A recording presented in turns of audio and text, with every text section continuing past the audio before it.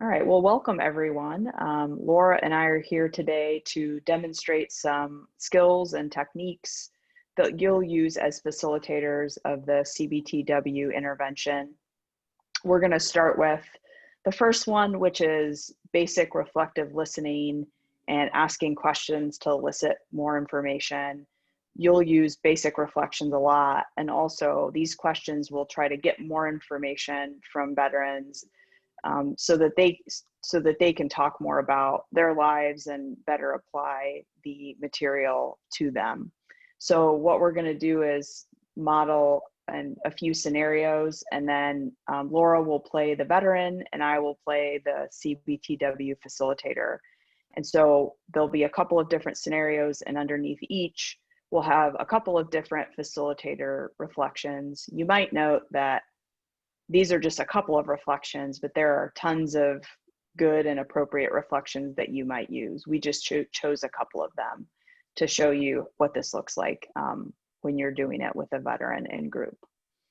So in this first scenario, we're in session 1, which is introducing the CBTW intervention, and a veteran is telling her work story. The work story is like a life story, but it just pertains to your work or career lives. When it's her turn to share, veteran Laura starts talking about this. I've always had janitor jobs in the past, and I just didn't know what else to write about that. I mean, I don't really know. Okay, so most of your jobs in the past have been kind of janitorial, but you're kind of confused and you're not sure what else to say for your work story. I'm wondering, what did you think of those janitorial jobs? I kind of liked them. I liked parts of them, but Mhm. there were some things I didn't really like.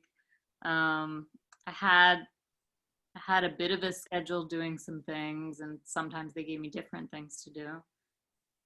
Okay, so there were parts that you liked, and you had your schedule kind of varied, or you did different things. So it sounds like there's stuff you liked about it, maybe stuff you didn't, and now you're thinking about whether you want to do that kind of work again or what you might do. Yeah, I mean, I liked having the schedule, same day of the week working, but it kind of got messy. I don't know if I would do that again. I'm decent at computers and typing, and that's a cleaner job. So Mhm. I was thinking maybe about doing that. Okay, so maybe you also might like to do like a computer job, and so you're kind of thinking about that. Okay, so that seems like an important part of your work story too. Um, okay, so now a separate reflection to that veteran Laura's initial statement about her work story and kind of not knowing what to say would be, so it sounds like before you've worked a few janitorial jobs and that's what stands out to you the most. So that's what you wrote in your work story. Um, I'm wondering, like, what was it like in those jobs? Well, I enjoyed being on my own, just doing the jobs I had to Hmm. do. Hmm. Sometimes it was kind of hard when I was working too much with other people, and I got in some arguments with other people, or I don't really like when my supervisor tells me what to do too much. I feel like they're being controlling. So yeah, parts of it were good, but parts of it I got kind of annoyed. Okay, so you like some stuff about it, but other stuff not really. And sounds like you didn't really love working with other people as much. And so now you're kind of thinking about maybe doing something a little bit different. Okay, well, that makes sense to me. All right, so now is a totally separate second scenario where we're going to demonstrate some basic reflective listening and asking questions to elicit information. So during session 3, which is thinking about work, veteran Laura is considering her thoughts about work. So she comments, I haven't worked in like 5 years. I'm just a mhm, crazy veteran, as they say.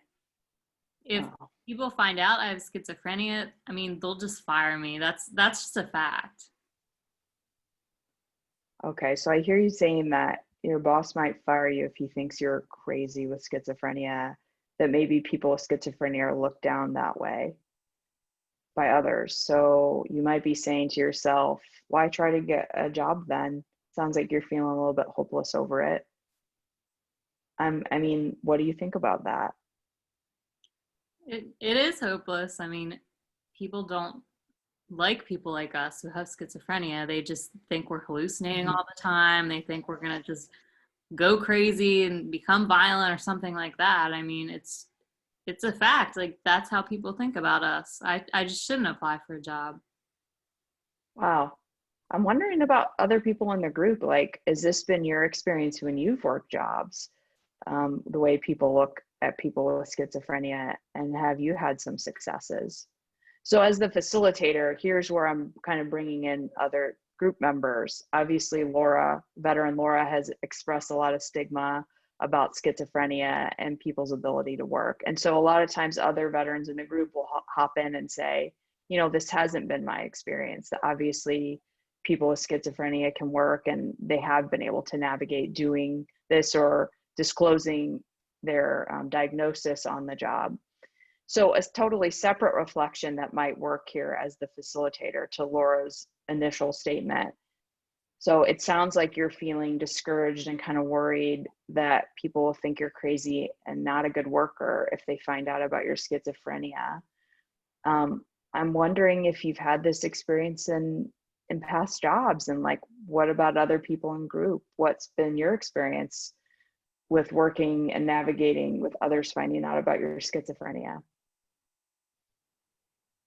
Yeah, I think in past jobs, people haven't really told me anything they thought about my schizophrenia. It just seemed like they were kind of looking at me funny, and I thought that they might have those beliefs, but Uh, I'm just not sure. It's just what I think, I guess.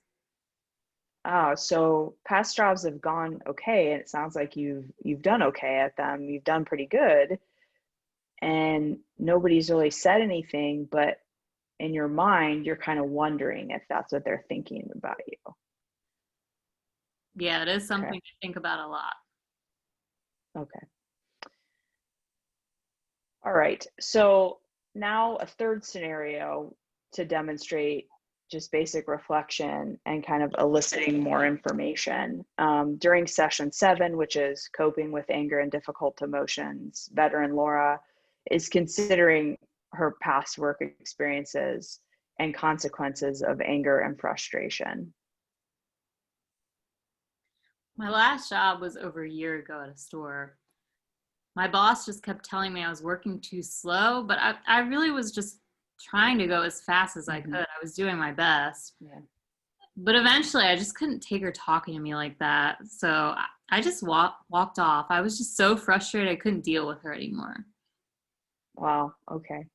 So it sounds like it was super frustrating to get that feedback that you were working too slowly. And then that frustration kind of led to you walking off the job. I'm wondering how you would handle that same situation if it came up today.